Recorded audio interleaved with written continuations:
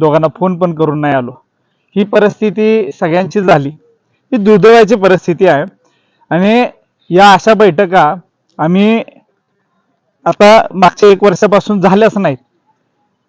हे म्हणजे मी तर लहानपणापासून अशा या सतरंजावर बसायचं आणि इथं लोक असायची, हे चित्र बघत बघतच आम्ही मोठे झालो. तर असं इकडच्या बाजूला या, त्यांना असं महत्वाचे आले तेवढ्यासाठी हे करा, इकडे या, इकडे. तर ह्याच्यातून आपण सर्वच आता सगळ्यांनीच 4 पिढीचा अनुभव सांगितला. सर्वप्रथम मी तुमचा आभार मानतो की या चिंतन बैठकाला तुम्ही सर्वजण उपस्थित राहिला. ही कुठली वैयक्तिक कुठल्या व्यक्तीसाठीची बैठक नसून कार्यकर्त्यांच्या येणाऱ्या निवडणुकीसाठीची बैठक आहे. आणि ही बैठक घेतानाही मला अडचणी आल्या. पहिला तर मी बैठक घ्यायला समोर जात नव्हतो. आतापर्यंत मला बरेच तरुण मला एवढी पेडायची की तुम्ही बैठक लावा, बैठक लावा. मी म्हणायचो ज्यांना नेतृत्व तुम्ही दिलेलं आहे ते निश्चित बैठक, तुमचं चांगलं वाईट त्यांना कळत असेल तर ते लावतील बैठक. ह्या आशेनं आपण बऱ्याच वेळा थोपवत होतो. बऱ्याच लोकांनी त्यांनाही सांगितलं की बैठक घेतली पाहिजे, लोकांचे जी काही म्हणणं आहे ते ऐकून घेतल्याशिवाय पक्ष टिकणार नाही. तर अशा परिस्थितीमध्ये मलाही भरपूर अडचणी आल्या. ही अडचणी येत असताना पण कोणाला वाटत असेल की मी कोणाला सांगितलं नाही. मी पहिल्यांदा चिटणीस आहे त्यांनाही मी सांगितलं की आपल्याला बैठक घ्यायला लागते. मी नगरपालिकेच्या आधीही सांगितलं, पण झाली नाही बैठक. आचारसंहिता लगेच लागली. परत तो पुनरावृत्ती होऊ नये म्हणून मी परत आज ह्यावेळेस पण सांगितलं आपल्याला बैठक घ्यावी लागते. परत बाबासाहेबांनी माझ्या बाईटमध्ये पण सांगितलं, बाबासाहेबांना या संदर्भातलं मी माहिती दिलेली आहे. आज पुन्हा मी एवढं रात्रभर वेगवेगळे अफवा पसरून ही पक्ष जिवंत राहावा, पक्षाची लोक नीट राहावी यासाठी मी माझे म्हणजे माझ्या जे काही महासंघाच्या चपला बाहेर ठेवून मी त्यांना परत एकदा म्हणलं की ही बैठक आहे ही कुठल्याही व्यक्तिगत एखाद्या व्यक्तीसाठीची नाही आहे, पक्षाच्या पुढच्या येणाऱ्या कार्यकर्त्यांच्या निवडणुकीची बैठक आहे. तुम्ही याला गांभीर्याने घेतलं पाहिजे. उद्या 2 दिवसात आचारसंहिता लागल्यानंतर आपल्याला बैठक घेता येणार नाही. या भूमिकेतून मी बैठक बोलवलेली आहे. पद्धतीचं वातावरण 2च विषय होते, मी त्यांना पण सांगितलं आणि सगळ्या ज्येष्ठांना सांगितलं. मी आता बरेच मंडळ उपस्थित आहेत, सगळ्याच मान्यवरांचं पण मी आभार मानतो. म्हणजे खूप माझ्या वडिलांच्या वयाची आहे आणि अशीच अर्धी मंडळी पण आहेत, पण ती दबकून येत नाही आहेत. त्यांनाही ही बैठक जी आहे आव्हान केलं की बैठक आहे कार्यकर्त्यांचं, ही माझ्यासाठी नाही आहे किंवा माझी निवडणूक नाही आहे. माझी निवडणूक जिथं मी इच्छुक होतो, मला जबाबदारी दिल्यानंतर मी इच्छुक झालो, नंतरच्या कालखंडात इच्छुक झालो. पूर्वी तर दिली ती माहिती नव्हतं की परिस्थिती काय. पण ते सगळ्या झाल्यानंतर जबाबदारीने आपण एक इच्छुक उमेदवार होतो. ती निवडणूक आज नाही आहे. आज निवडणूक आहे. आपण नगरपालिकेमध्ये काय उणिवा आपल्या झाल्या पक्षाच्या, तर ह्या पण बोलल्या गेल्या की पक्ष म्हणून लढणं गरजेचं होतं, आघाड्या करताना आपण केंद्रस्थानी असणं गरजेचं होतं. ह्या संदर्भातलं आत्मचिंतन आपण करावं ही राष्ट्र. आणि आजही मी पक्षाचा कार्यकर्ता म्हणून जबाबदारीनं मी पालिकेच्या निवडणुकीमध्ये सहभागी ह्यासाठी नव्हतो की जे काही घडत होतं ते पचनी पडत नव्हतं, डोक्यात जात नव्हतं की नेमकं करायचं काय, टाकावं की नाही टाकावं. पाऊल टाकण्याने आपण संपवतोय, पक्ष वाढीस नेतोय, या कोणतीही कल्पना डोक्यात म्हणजे मुंग्या निर्णय झाल्यानंतर त्याचे दुष्परिणाम शहरामध्ये दिसले. पण त्यामध्ये एकच रास्त अपेक्षा होती की जी काही आघाड्या आधीही आबांनी केल्या होत्या, आबासाहेब ज्यावेळेस होते त्यावेळेस पण आघाड्या झाल्या होत्या, पण त्यावेळेस आघाड्या होताना शेतकरी कामगार पक्ष हा आताही बोललं की केंद्रस्थानी ठेवून आघाड्या झाल्या. नगराध्यक्ष पदासारखं पद हे आतापर्यंत आपण सातत्याने एवढे वर्ष लढतोय, तर ते पद आज आपण लढलो नाही, ही एक दुर्दैवाची बाब आहे. आणि जे काही खालचे घडामोडी म्हणजे खालची जी काही पदं घ्यायची होती, नगरसेवकांचे हे घ्यायचे होते, तिथेही आपण कुठे केंद्र तिथेही कुठे असं वाटत नाही की आपण जास्तीच्या संख्येने सीटा घेतल्यात, पदं घेतल्यात, असं कुठं दिसलं नाही. आणि या सगळ्या याच्यामध्ये आपण गमवलं काय मिळवलं काय ह्याचंही आत्मचिंतन करणं गरजेचं होतं.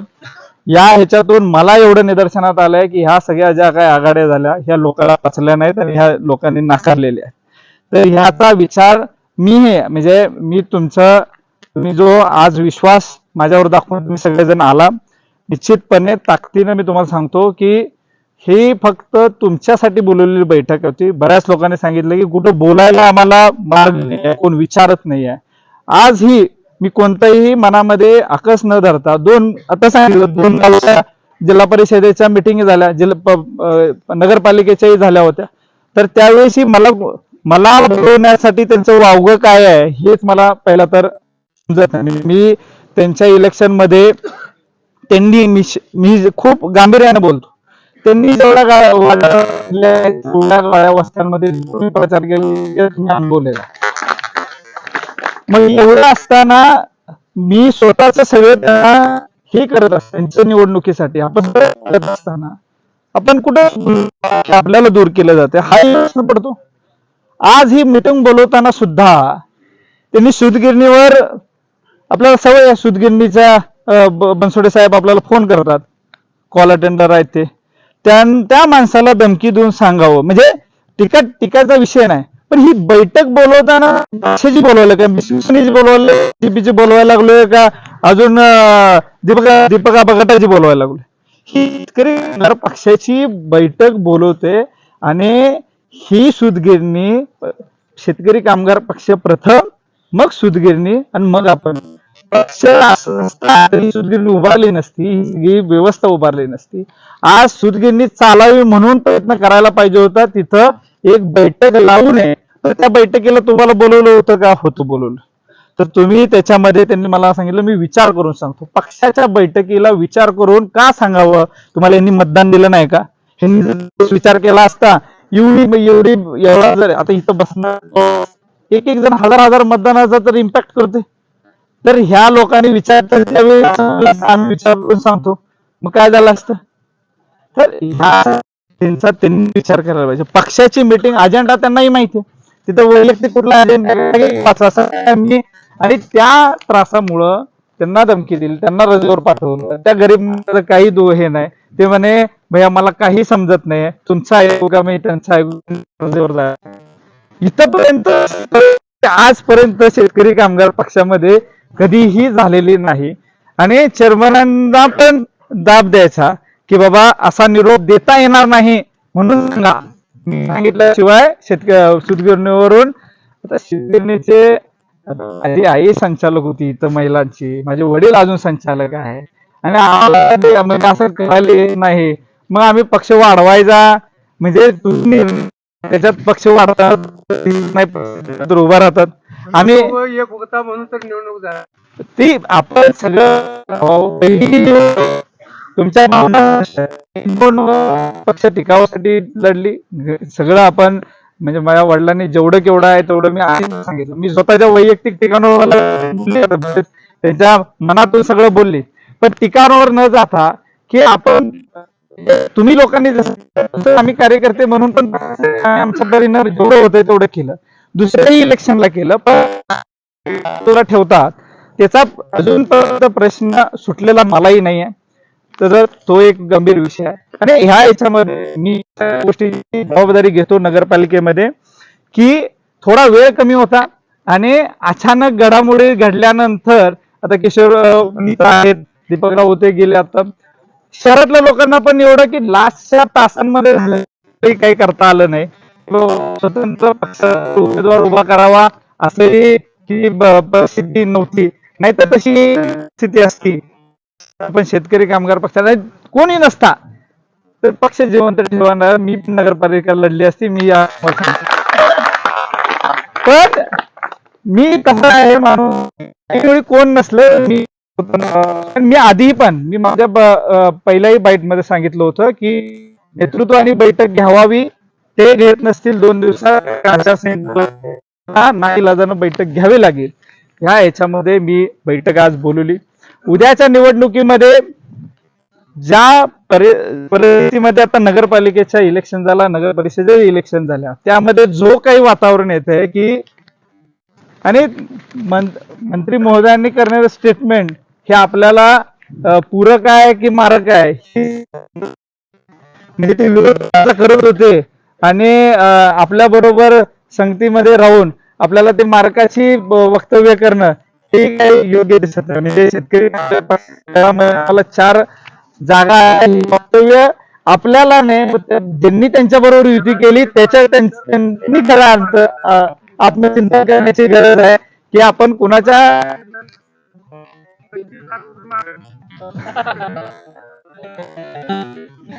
पण नगरपालिकेच्या इलेक्शन वरून एवढं पैशावर निवडणुका लागतात, निवडणुका फक्त पैशावरच निवडणुका असतात अशातला भाग नाहीये. जे आपल्याला चांडोलवाडीच्या प्रभागामध्ये दिसलं की ज्या ताकदीनं तिथे एका गरीब महिला निवडून आणलं, जिवंत ठेवण्याचं हे आहे. आणि तुम्ही निराश होण्याची गरज नाही आहे. लोक टीका टिप्पणी करतात, मी ही मी विनंती करेल, मी भविष्यातही विनंती करेल, पक्ष टिकवणं, पक्ष असेल तर तुम्ही आमदार आहे, पक्ष असेल तर मी पण इथं बसून तुम्हा सर्वांना बोलू शकतो, आपण सर्व करू शकतो.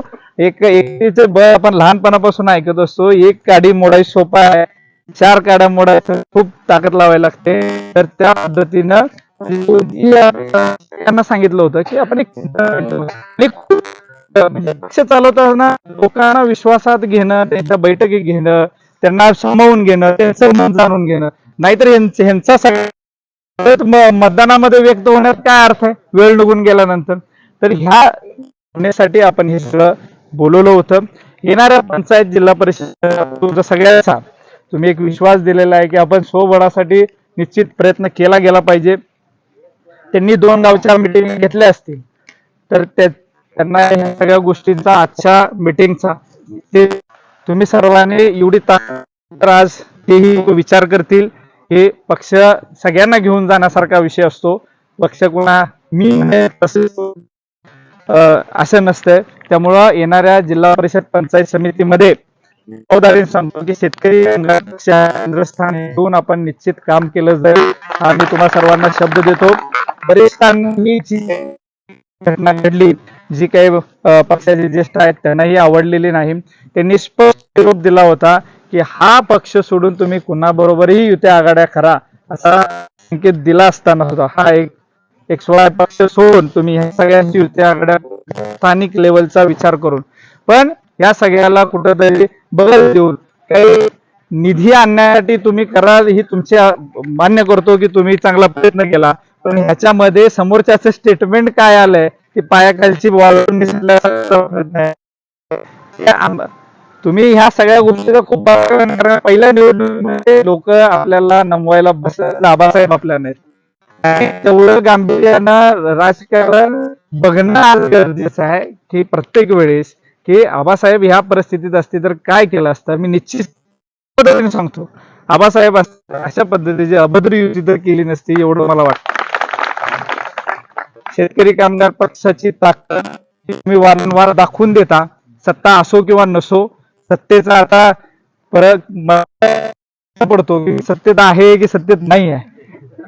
म्हणजे ज्याच्यासाठी आपण असा केला सगळं करून पण आपण नसल्यासारखीची जर भावना असेल तर ह्या सगळ्या मला काही अर्थ उरत नाही. बऱ्याच गोष्टींचं माझ्या वैयक्तिक मी दुसऱ्यावर टीका नाही करणार, पण माझ्यावर टीका केलेल्याचं तर मला खंडन करावं लागणार. बरेच अजून सुद्धा म्हणजे आज मी 24 तास कुणी पण मला कधी पण फोन करा, म्हणजे असं कधीच होत नाही की मी फोन उचलत नाही, फोन करत नाही, असं कधीही घडत नाही. तो एक काळ होता, मी वारंवार सांगते पण ते भाषणात तीच येते.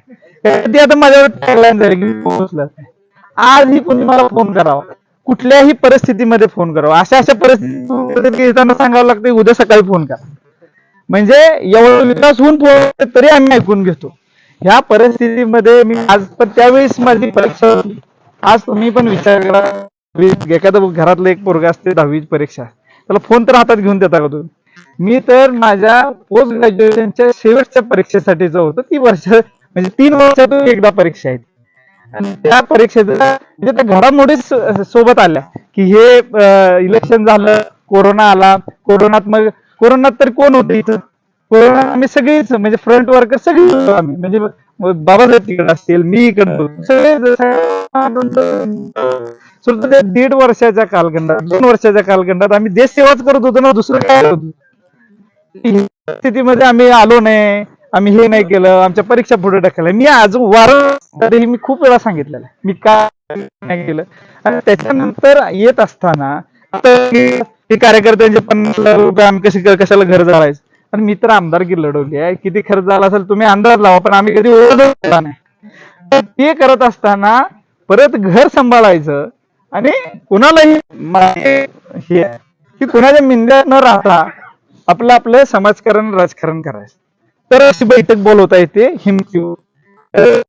नाहीतर मग त्याला सांगू मग वाईट वाटेल, त्याची घेतली मग ह्याला वाईट वाटेल, मग ह्याला हिनं मला मागच्या वेळेस मदत केली होती हे आर्थिक, मग आता मला हे सगळं होत राहत. ह्या गोष्टी मी माझे तत्व पाळून आहे.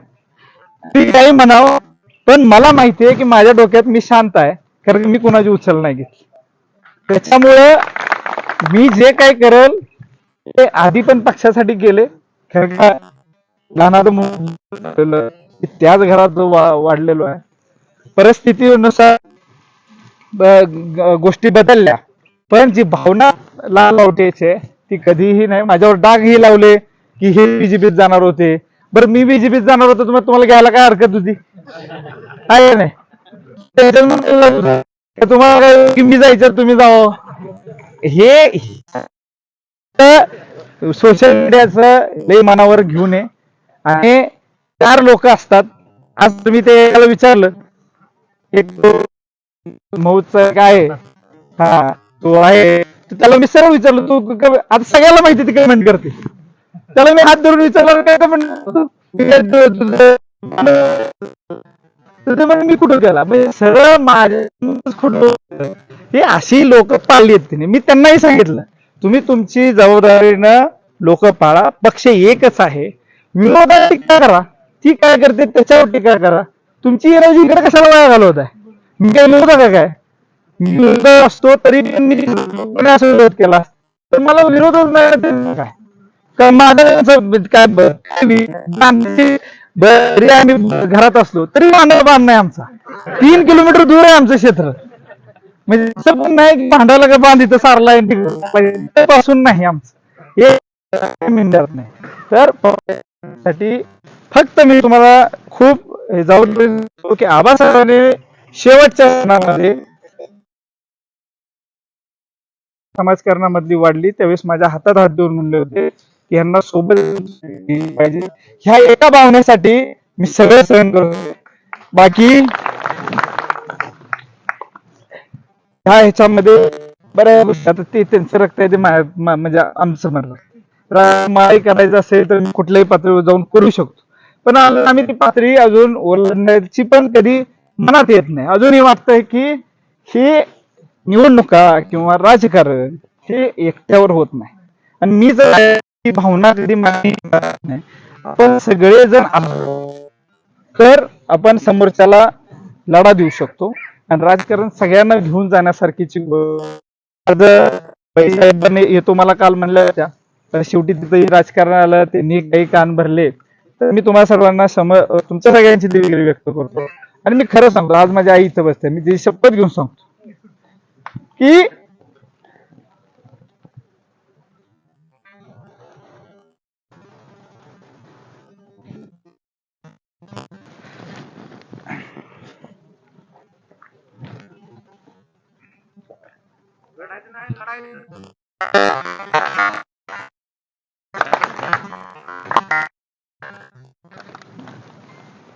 शेतकरी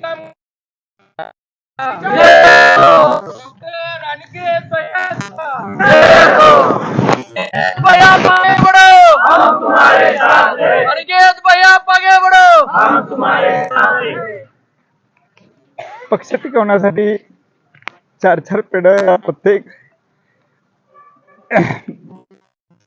सगळ्याच लोकांना ताकद लावलेली आहे.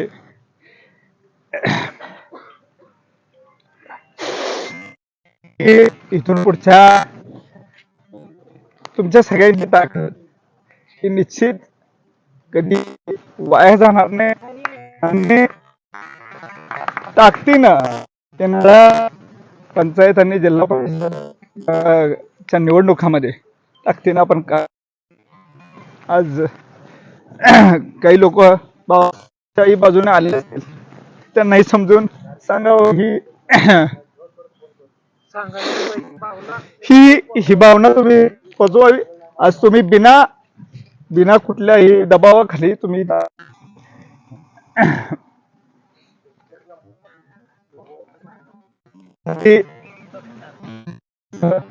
कुठल्याही टीकाटिप्पणीला मी स्वतःही लक्ष देत नाही, तुम्हीही लक्ष देऊ नका. पक्ष म्हणून आपण ताकदीनं काम करूया आणि जी काही पुढे जायची तर ती निधी सगळ्या तुम्हाला ज्येष्ठ मंडळींना, तरुण, तुमचं जे म्हणणं असेल त्याचा आज सोबळाचा दिला पाहिजे निश्चित याबद्दलचा विचार आपण करूया. निवडणुका लवकर त्या अनुषंगाने आपण बैठक बोलवली होती.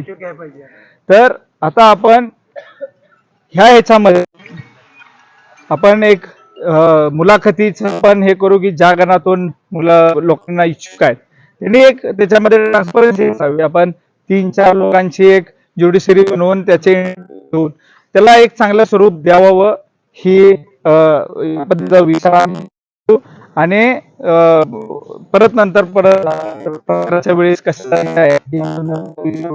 अजून तुमच्या याच्यातलं कुणालाही नाही वाटत चांगलं वाटतंय अशा कोणत्याही गोष्टी असतील तर मी सदैव तुमच्यासाठी आहे, 24 तासासाठी आहे हा शब्द मी तुम्हाला सर्वांना देतो.